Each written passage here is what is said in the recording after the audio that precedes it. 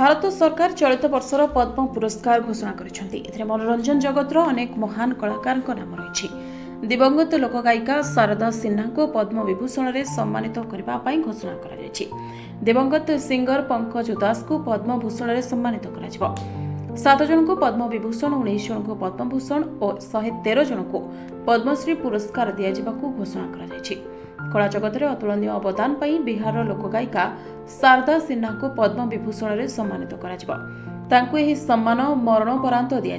कर्नाटक निर्देशक अनंत नाग, नंदमुरी बालकृष्णा, दिवंगत सिंगर पंकज उदास, निर्देशक शेखर कपूर, तमिल अभिनेता अजित कुमार, भारतीय अभिनेत्री तथा भरतनाट्यम नृत्यशिल्पी शोभना चंद्रकुमार, ग्रामी विजेता संगीतज्ञ रिकी केस को पद्म भूषण में सम्मानित घोषणा होगी।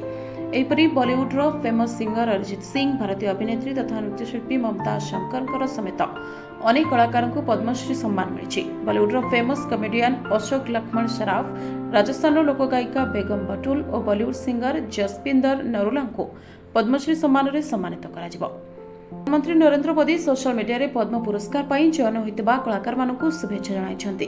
कला, समाजसेवा, चिकित्सा, शिल्प, साहित्य, क्रीड़ा आदि क्षेत्र में उल्लेखनीय अवदान पाई मोट 139 जन विशिष्ट व्यक्ति को भारत सरकार पद्म पुरस्कार रे सम्मानित करने तालिका प्रकाश पाई।